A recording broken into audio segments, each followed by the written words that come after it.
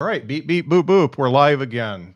I'm doing back-to-back interviews. Still, in case you didn't watch the last interview, I've still got the same backdrop of my great grandmother's quilt, and it's there because I'm in an apartment now, and the walls just bounce around, and we're not going to hang anything up because we don't plan on staying here. So I am stoked to have my guests come on. I do want to mention a podcast I'm listening to called Light Me at Five. My friend Dean Jernigan, my other friend Jason LaFoon, and my other friend Rusty Nixon do a podcast that kind of talks about the comedy scene in South Bend, Indiana area, and other things like plays done in malls and stuff like that, mall parking lots. So it's a really good podcast. I enjoy it. It's not a ridiculously stupid podcast like some I've heard, and it's very easy to listen to and nice. So check that out. It's called Light Me at Five, and it's on all the podcast apps. But that's not why I'm here tonight. I'm here tonight to talk about my next guest. My guest tonight calls Grand Rapids, Michigan home and is a driving force in the local comedy scene there. When there aren't enough shows for the area comedians, he produces one. And he had a couple other comedians get together and started a thing called Demented Peach Production to offer paying gigs to comedians, which is sometimes hard to get, actually pay the comedians, and great shows for patrons. So if you need a show to be put on, Demented Peach does it. And I can't wait to talk to him about it. It's Carl Sobel. Carl, Hey, how are you? I'm doing well. Thanks for having me. Yeah, it's great to talk to you. It's great to talk to somebody up north, since I'm down south now. And the last time we talked, I was still up north, so not as far north as you, but Yeah. at least Indiana. So I'm glad. I'm happy to talk to you about the Grand Rapids scene and also your comedy career. Yeah. If it's a career, I guess we can call Yeah. it that. If Yeah, you got no. paid, if you got paid once, it's a career. Yeah. Yep. I have a lot of careers then. Yeah. So one thing I want to ask, I was watching some of your videos and you talk about uh, not being able to do rock climbing anymore. Are you still able to do rock climbing, or did you Yeah. injure yourself? I mean, I've injured myself a lot while I was rock climbing. Uh-huh. I blew my knee out, twisted my knee, tore everything apart first day of a climbing trip, and I climbed for like 9 more days. So I mean, wow. Injuries won't stop me. I just stand-up comedy kind of took precedence, took more of my attention, and stopped doing it as much. Lost a little bit of the muscle, and yeah, haven't done it as often as I want to, but I'm starting to get back into it a bit. Yeah, cool. I respect rock climbing. I'm not going to do it. I'm not going to do any of that stuff anymore. I tried running last year and I stress fractured my left foot and it still hurts. So I'm just it's all weights and walking for me. Maybe the elliptical. That's all I got. No, more than I'm not supposed to run. My knee surgeon, like they took everything out of my knee. Like I have like no meniscus. It's just cartilage on cartilage, and he's like, "Don't ever run." Yeah. So, I mean, I have to start climbing again in order to stay somewhat active. Yeah. So let's talk about what got you started in stand-up comedy. Let's talk about that moment when you decided, hey, I'm going to be a stand-up comedian, or I'm going to try it at least. Yeah. Boy, it was a really weird series of events because like I always loved comedy. It was something I always wanted to do. I was always like the funny friend in the group. Mm-hmm. And then I just had like a terrible like month of like just everything seemed to be going downhill. Like I got dumped, got in a car wreck, hurt my back really bad, like probably injured my knee. Like everything was going bad. My dog had to get put down, and I was like, this is like rock bottom. I was like, and then there's open mic starting up by me, and my friends, they knew I liked stand up, so they gave me this ultimatum. They're like, either you start doing comedy, you try it, and you put yourself out there, or we are going to slap you across the face until you do. And they meant it. Yeah. So like they gave me a deadline, and I did it like a week before the end of the deadline. Oh, wow. So and I was hooked. Like I was like, I got to keep doing this. Yeah. So what was that first time like? It was pretty good. I mean, I had a lot of friends in the audience. Like I definitely padded the room, but it was good. I was definitely a little nervous. way like I sound like a robot on stage. I recently Yeah. just watched that set again. I was like, oh boy.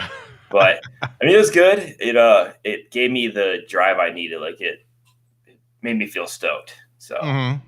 So yeah, did you go right back into it the next week then, or did you and look for all the open mics you could find? yeah, yep. Yeah. I started messaging them because I honestly thought it was way harder to get on open mics. I thought you Uh-huh. had to be like 3-4 months in advance just to get a spot, and then it's like, no, that's not the case.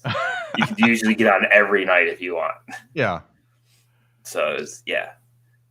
So let's talk about that first material. Does anything you do now sound like anything that you did your first your first year doing comedy?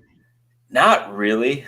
I have one joke from my first year that I've like expanded from like a dumb little one liner to like a 5 minute bit. Like, Uh, but that's just been a work in progress. yeah. But like from my first set, I don't really have anything from that because it was all just kind of stupid, bitter, like Yeah. just got dumped guy. Like, some of it was fun, but yeah, none of it was really very good.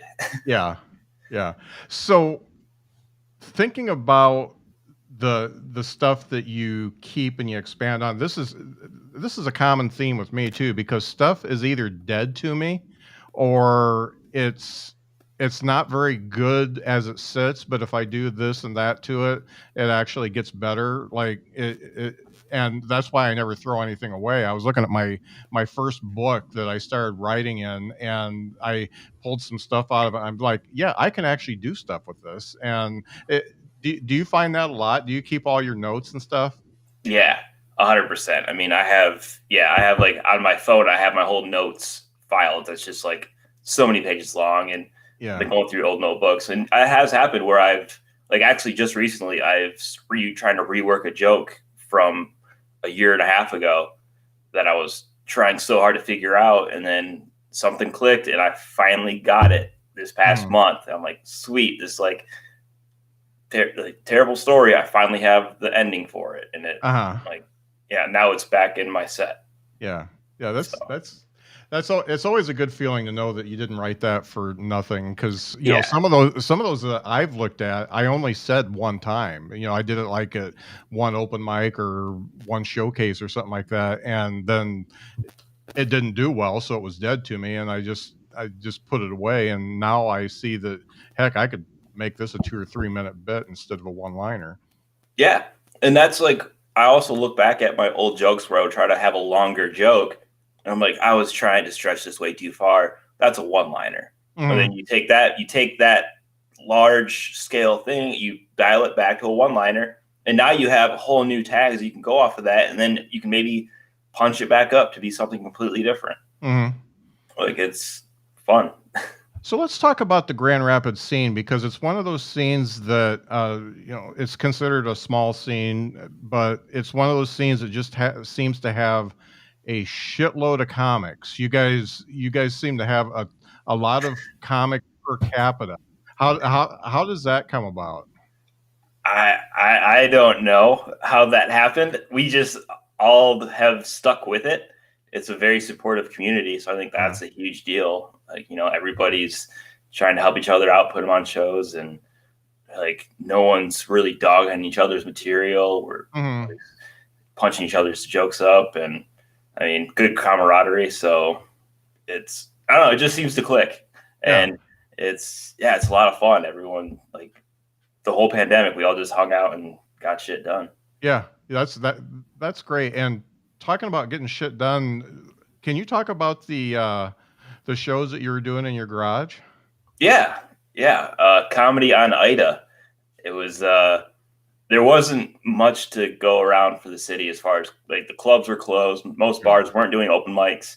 I had one going on at a bar like in the patio, and that was Mm. like the only open mic we had. Uh, and I got really bored, and I just started building a stage in my garage out of an old climbing wall. I tore apart part of a climbing wall and built a stage, and then put a red carpet up, like a red backdrop, Uh-huh. graffiti the rest, and threw some chairs in my garage and started having shows. They were all like social distance, like you had to wear Uh-huh. a mask and everything. So we did it smart, and we did like one a month for the whole pandemic. We stopped like a couple of months in the middle of winter, but yeah, we kept it going. It was good. We had great comics. Like we had like really great local comics. People from Lansing came up, did it. I mean, it was a good time, and the crowds were into it. They loved it. They were throwing cash in a tip jar, so I was able to actually pay the comics during the pandemic, which I mean, it wasn't a lot, but it was still, I mean, you know, like $20-$30 to come and do 15 minutes in a garage. That's great. And did you find that you got some audience members who you wouldn't normally see in a club? Yeah. I mean, more like the local people around my neighborhood. And then I had like some people I didn't even know. They showed up because I did this art. I started an Instagram account for Grand Rapids electric scooters. We had these electric scooters and they get left everywhere. So I started a parody account where I made fun of them getting littered. And then basically the press did an article about me, and I was like trying to promote my comedy as much as I could. So they did mention comedy on Ida, and then people showed up to my house because of that article. So I was like, it was cool, but also I'm like, I have just people I do not know walking through my house. Yeah. So it's probably like a murder weapon hidden somewhere. Yeah. Somebody who didn't like your satire about scooters. Yeah, a lot of scooter haters out there. Yeah. So thinking about putting those shows on and making sure you keep the comedy going and the camaraderie you have with everybody, or a lot of the people in the scene there, what is it, you know, is there some sort of magic that happens that people stick with it there? Because I see a lot of people come and go in different scenes, and they go pretty quick. You know, maybe 3 times an out. And do you think there's something? Just is it the supportiveness of your group that keeps people going for it? I think we have a lot of supportiveness. Also, I mean, this is Michigan, and we go through terrible winters where we just have to have life suck. So, I mean, if you can withstand a winter, you're like, I could do comedy a bit longer. Yeah. I don't know. I think we're just lucky. We just have a lot of hard-headed people in the city that, you know, they do it and they just don't stop. Yeah. And there's plenty of shows. Yeah. One of the weirdest winters was that one where it was like below zero for a month or 2 months, 5 or 6 years ago, I think, maybe 6 or 7 years ago. But all of Lake Michigan froze, and we used to hike around Lake Michigan and walk the beach and stuff. So I said, let's go take a look at it. It was only like -2 that day. It was warm. And we went, and it's the weirdest experience to go to Lake Michigan and see it completely frozen and silent. You don't hear any water at all. That was, and the ice shelves and stuff. It was weird. Yeah. No, I used to snowmobile with my family back when I was really little, and we would go from St. Ignace, which is a city in the Upper Peninsula of Michigan, and there would be an ice bridge across to Mackinac Island. So it's like 4 miles of just Lake Huron ice, and you're going across that on a snowmobile, just 100 miles an hour, just hauling ass just in case there's a little spot of water. It was something. Like, yeah, it's crazy when it freezes over, and then they have to get the icebreakers out to make way for the ships and everything. Yeah, it's weird, wild, and wacky. I know it was just eerie when we went, and it just looked like it looked like a planet, a different planet, because of the way the ice was and all that. Yeah, Michigan gets kind of weird at some spots. I mean, it like, I'm so used to Grand Rapids city area, but then like you get up in the UP, like Upper Peninsula, Northern Michigan, it's like you could have swore you're like just somewhere not Michigan, somewhere that would be like Pacific Northwest or beautiful, like a postcard. Yeah. Well, and Michigan's just a beautiful state anyway. When you go over the border to Michigan from Indiana, it's just like, you can definitely tell in some states, like when I go south, you can't even tell that you're in a different state unless the maps tell you. But when you go to Michigan, because you got more trees, potholes. Yeah. The roads, that too. Turn into cobble. Yeah. You can feel it. Yeah. Yeah, yeah, yeah. I do know that the 20 bypass gets a little bit weirder after you get across the line too. Yeah, that's for sure. Yeah. Um, so this whole Demented Peach Productions thing, I read your about and your mission statement and stuff like that. That I mean, this is really one of the things that I always tried to do when I put on a show was make sure that no matter what, the comedians got paid. Yeah. If I had to take it out of my own pocket, then people got paid because you shouldn't work for free when you put so much effort into your act. Whatever, if you do 10 minutes or 15 minutes or 20 minutes, that's usually 2 years worth of work, so you should get paid for it. So tell me about how that came about and what you're doing with it. Well, it's mainly my buddy John Batch. It's Mhm. like this is like his brainchild. Him, David Stees, and Demi. Like all four of us. Like John brought it to me, and he was like, "Do you want to be in this?" And once he told me the idea of like actually paying comics and really providing that financial outlet, I was like, I'm 100% in. And Mhm. it just he gave me the idea, showed me some like the plans he has, and I was just like, yeah, I'm in 100%. And, Mhm. we're just going to try to keep building it and keep doing more. Yeah. You know? So let's talk about the business model of it, because what I'm seeing is it looks like you've got people who want to show, and you've got or people who want to show, or people who want to put on a show, but they don't have the experience or the resources to do that. Mhm. And how do you guys step in and help? Well, we basically will come to them, or if they want to come to us, then we'll lay out a plan. We'll figure out what works best for them. And then we will come to them with a professional, like we'll just be as professional as humanly possible. Mhm. We'll put comics that we know are going to do well for them. We're going to make sure everything starts on time, that the venue itself is, going to make some money off of this. And it's just, we want everybody to win, because Mhm. if that's not the case, then what the hell are we doing? Yeah.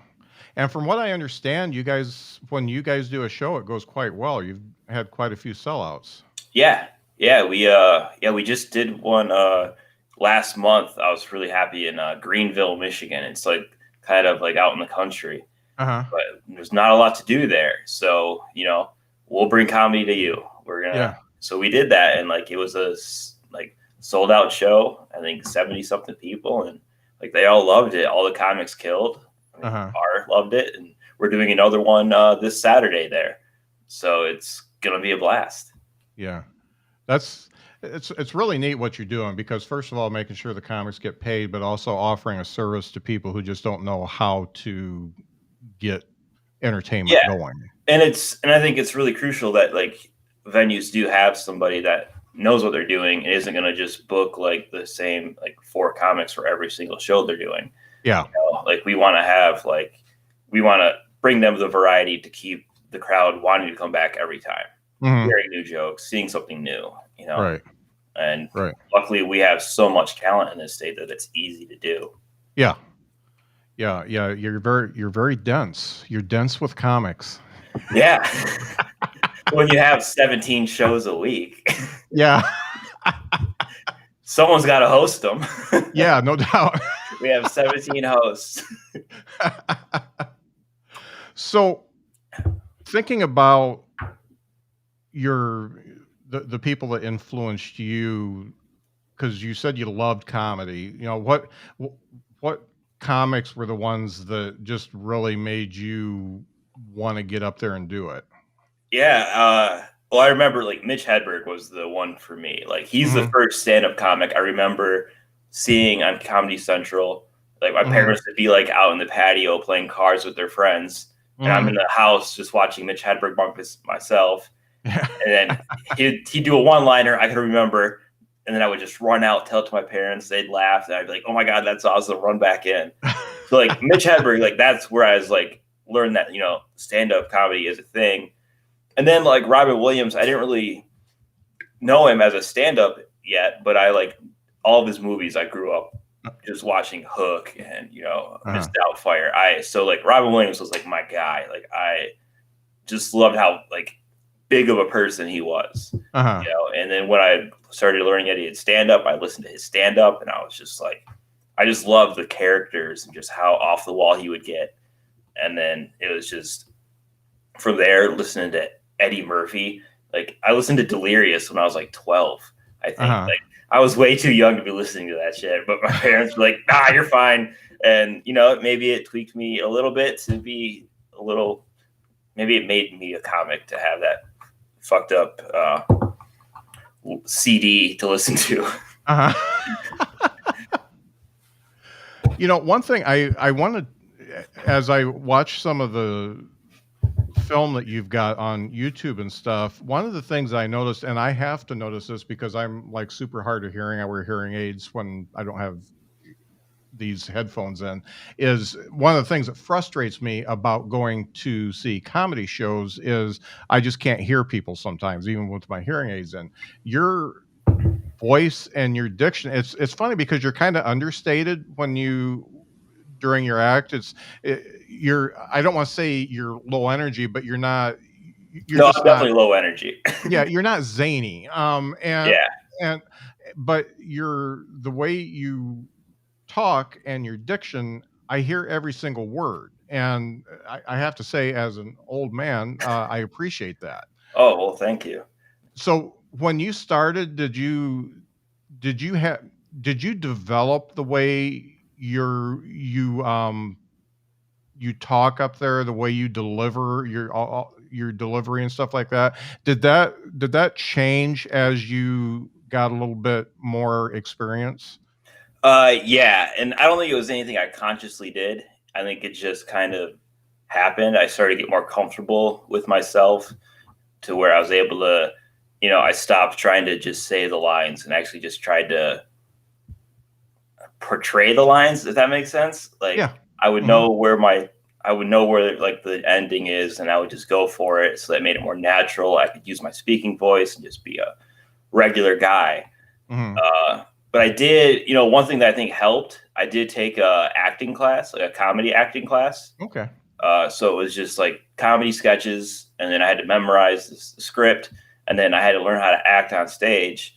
And when you're doing comedy acting, you kind of learn a lot of like, how to, you want to project to the back of the room, and you want to, that was one thing where I learned how to like let a laugh breathe, because Hmm. it was something I never like dawned on me. Like, hey, if Yeah. you're getting a laugh, even if it's still chuckles, keep your fucking mouth shut. Yeah. You might get more. And Yeah. like that was one thing I learned from that class is like if the crowd's laughing, be quiet.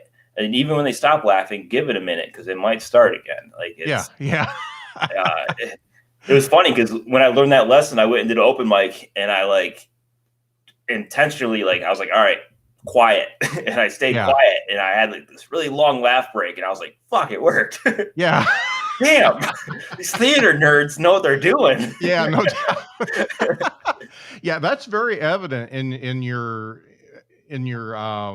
act because you do let people laugh. And it's funny, one of your tapes is from the comedy competition for at Dr. Grin's, Yeah. and I did it the same year. And um I look back at mine, and mine went really well. I mean, I didn't go anywhere, but the set went really well. But when I watch it, I didn't allow the laughter to keep going. It was like, "Oh, okay, I'll pause for a couple seconds to let them laugh, but I need to get into the next joke because I've got exactly 7 minutes here." Yeah. And if I would have let them laugh, I could have probably gotten rid of a joke or a tag or something and actually probably had a better set. Hmm.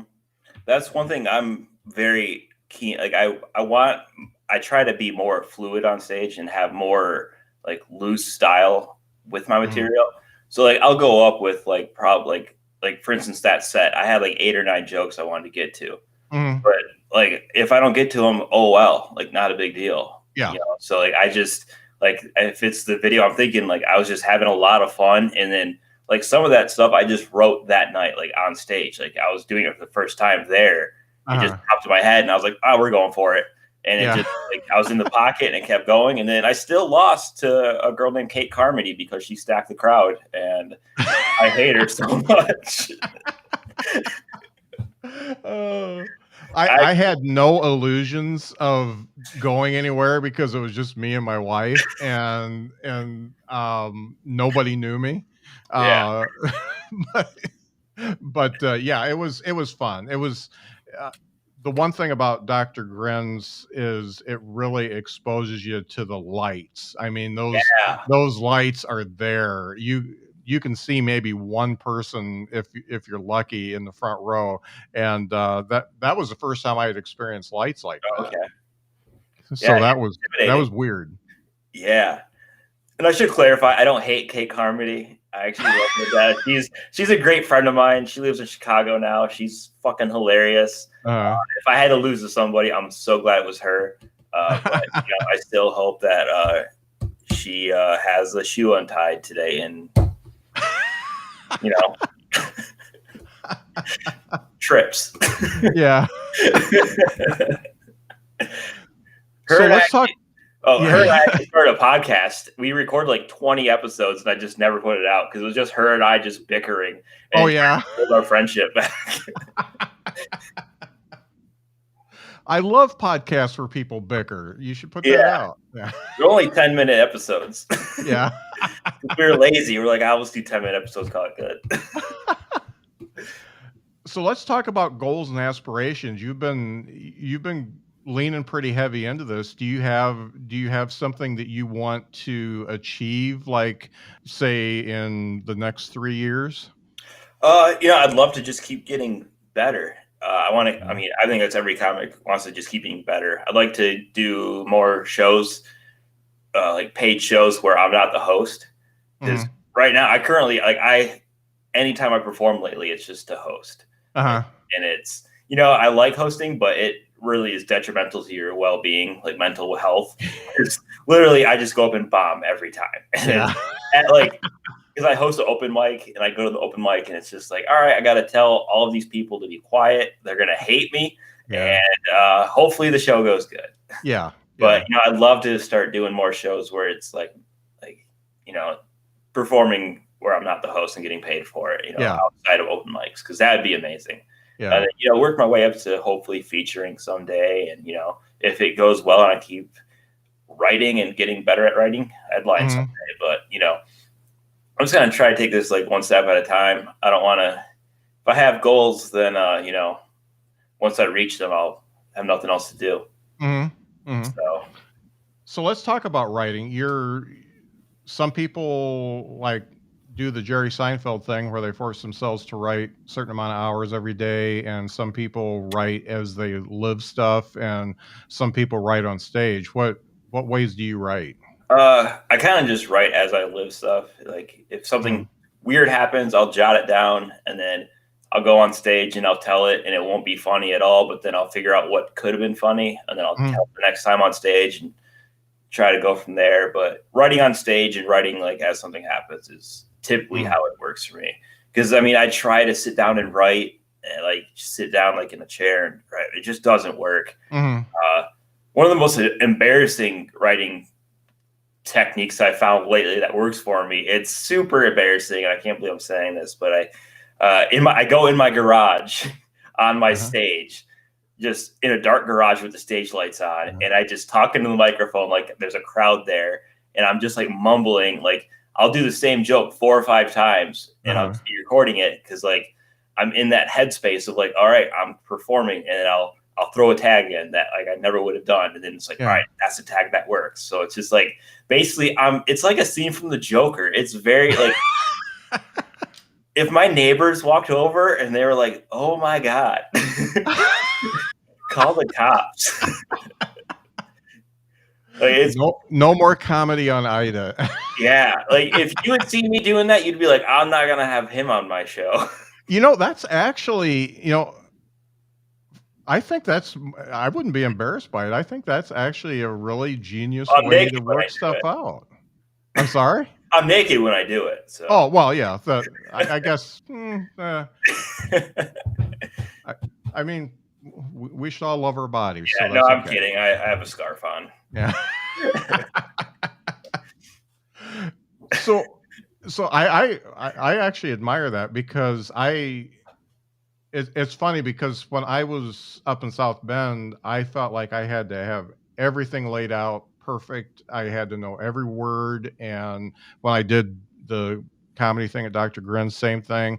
And the funny thing is coming down here, and I haven't done all that much just because I'm working a new job and all kinds of stuff. But I I went on stage with just premises instead of having stuff written out, and it felt so free. And the funny thing is, you gotta know that it's not all going to be funny, and most of it's not going to be funny. But at least when you say it out loud, like what you said, you understand what could be funny about it. Yeah, that's actually one of my fun. Like I like to do that exercise sometimes when I'm just at an open mic or like I'll go up and I'll just have like a random like I went to the bartender one show and I was like, hey, can you just write me a list of things?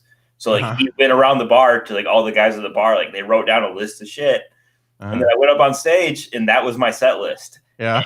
And it was actually my birthday. It was like my birthday week, so I was hammered already. Uh-huh. So, like I'm drunk on stage. I start the show off by saying, "Hey, if anyone Venmos me $10, I'll take my shirt off."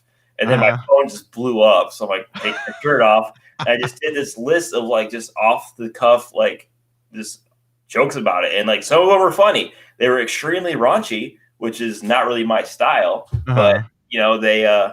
they worked that night, and then I've been trying to do more shows like that where it's like you get prompts from the audience and you just go off of that because like that's fucking scary. It's Uh-huh. really bold, but it can work and it can fail horribly. Yeah. Yeah. I'm like still on the fence about it, but I'm doing Sunday Night Funnies. It's a competition Uh-huh. in Grand Rapids. I made it to the next round, and my next round is actually this upcoming Sunday. And like I have like material that I've been working on that I think will work, but like part of me is like I kind of want to just do that, like have Uh-huh. topics and hopefully not crush, like hopefully not like just bomb completely, but Uh-huh. I think it'd be, bold, Yeah. bold or stupid. Yeah. Well, and that's kind of what comedians do, bold and stupid. So Yeah. that's I did one of his open mics, one of Brian's open mics, when I was getting ready for the Grand Rapids show, and he's a cool guy, and it's a neat show, Yeah. and he actually gets real people to come, so that's Yeah. it's That's nice. impressive. Yeah. I was like, my wife came with me, and I was like, oh wow, there's actually real people here coming to watch, not just other comedians. Yeah. That's one thing I'm happy with because I have an open mic that I run every Wednesday in Grand Rapids, and like Mm, I actually have like some regulars, so it's nice, but it also yeah. makes me feel like way more pressure because they're really cool people, but like I want to bring them new material every week, but trying to write like a new 5-6 minutes every week is just hard. Yeah. Yeah. And as a host, you don't want to do a lot of new stuff. Yeah. It's like almost impossible. Yeah. I don't know how I do it, because I nail it every time. Yeah. They always come up to me after like, "How'd you do so well every time?" I'm just great. It So got it gets so bad sometimes. It'll just be only the regulars and the comics. So like, I'll just buy shots for them. Like I'm like, yeah. "Let's get shots." And then my mom's in the corner just buying more shots for everybody. It's a whole family affair. Yeah. Yeah. You know what's funny? I When I did shows, I always started a tab and I told the comics they could get whatever they wanted, and nobody ever took advantage of me. Huh. Well, Yeah, and I know if I was given the same rope, I would probably use all of it. So yeah. Yeah, I know. Maybe it's because you don't like. I know some bars they'll give like a token, like a poker chip, like here, yeah, your drink. But maybe if it's you have to actually say something, it gets a little embarrassing, or I don't know, yeah, nerve yeah. Well, wracking. yeah. This place that I did, it was a rock bar, and they didn't have anything in place for tokens or anything like that. Okay. So I just said, let's open it up, and Yeah. I never had a $300 bill or anything like that, so it was all right. Well, Yeah. Let me know when you start doing a mic again. I'll come down. Okay. Yeah. Come down to Huntsville. Maybe I'll start one here. Huntsville, are you still in Huntsville where? Alabama. Oh, wow, that's way far. Yeah. I'm pretty sure there's mountains over there. I'll go climb too. Yeah, actually there is. And I got a really nice hematoma on climbing Rainbow Mountain down here last weekend, and I bruised. I know I bruised my bone in my shin pretty good, Oh, but damn. yeah, it was a lot of fun. That's It's what good. happens when you're 57. You think you're 20, and you run up these rocks. Yeah. Well, I mean, hell, I'm 32, which I know is still young, but I have so much arthritis in my knees, and I can't be young anymore. I can't believe it. I've had to use a cane already. Like, I'm good. My son has had 2 surgeries on each knee, and his meniscus is like yours. It's gone, and he's not supposed to run, and he still runs and all that kind of stuff. But yeah, he's had so many things go wrong, and he's actually, from what I understand, not in that much pain right now. So it's weird. Yeah. Yeah. I mean, I'm like, for me, it's like, I'm gonna sound so old now, but like, because it's Michigan, like we're starting to get colder weather and like the winter's coming, so like my knee is just like, I can tell when it's about to rain. Like, it's not fun, but you know, it is what it is. That's like whiskey. Whiskey's good. Whiskey's always good for you. Yeah.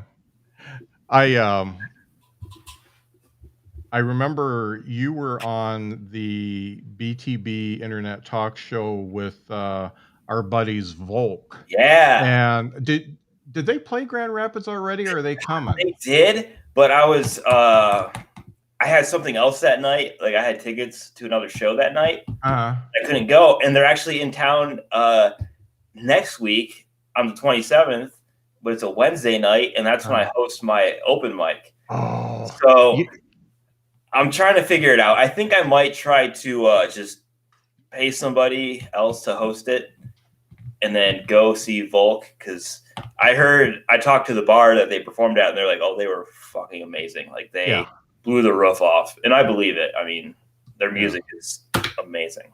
And I think are they still with Delta Bombers and Hillbilly Casino?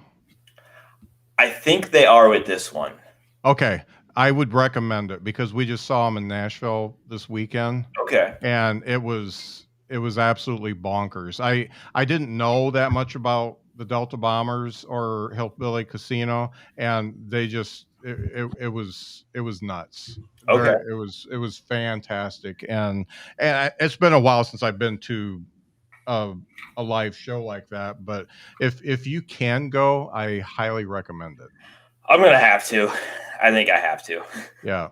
And tell Chris and Elliot that I sent you, because I talked to them for quite a while Saturday night, and I said, I know you got one fan in Grand Rapids, so I heard after their last show they probably have a lot more. So yeah, they're doing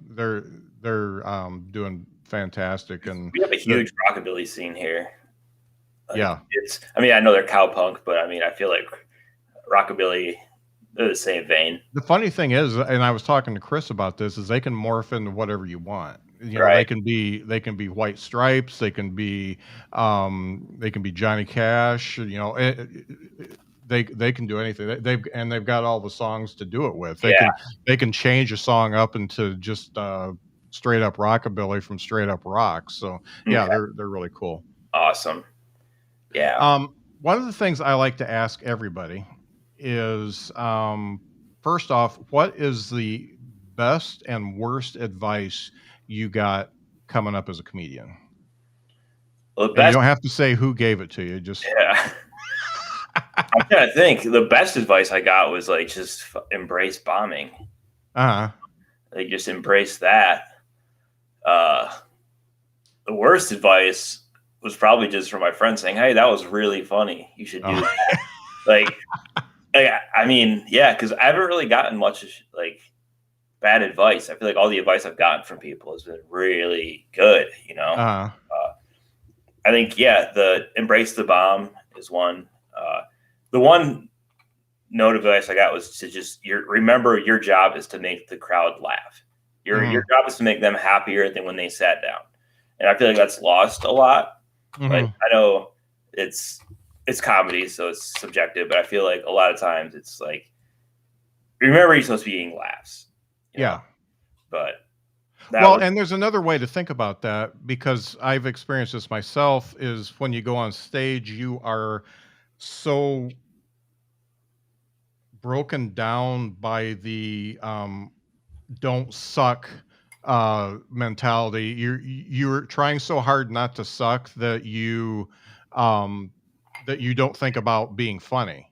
And it's kind of like, when a sports analogy, even though I don't like sports, is playing when you're winning, playing to not lose, or playing to win, and that's how teams lose. I mean, that's actually something I have for rock climbing, because like rock climbing has done wonders for me as far as like I don't get embarrassed at all from rock climbing, because like at the gym you're constantly failing in front of other people. Yeah. So like I have no shame. Like bombing's fine. And like with rock climbing, it was always said, if you're thinking about falling, you're not going to climb. Yeah. So like it's like, say if you're thinking about bombing, you're not going to crush. So it's like just think about getting to the top of the wall, or think about your punchline, or like just ignore the bad thoughts. Right. That's great. Way easier said than done. That's like a sound clip. I might use that as a sound bite. I like that one. Oh yeah.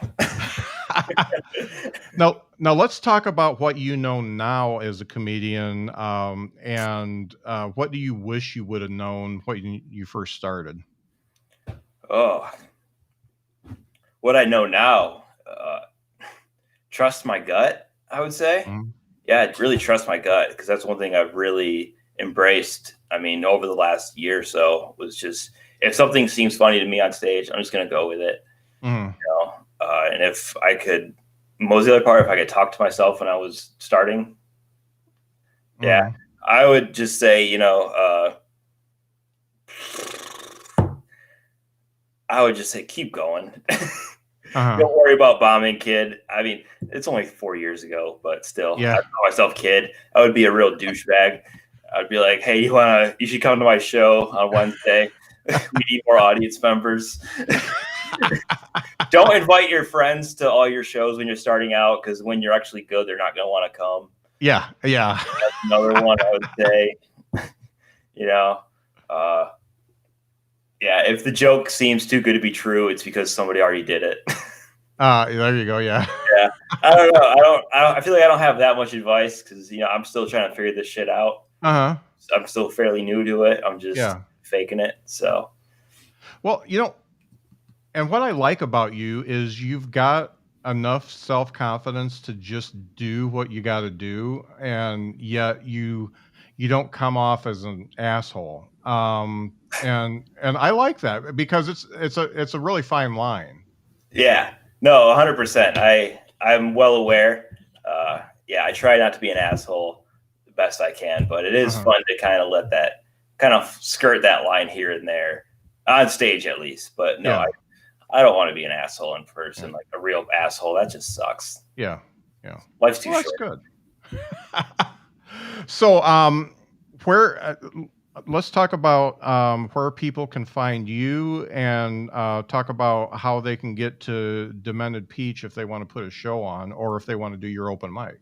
Yeah. So with Demented Peach, if you just want to find out about us, we have a website, dementedpeach.com.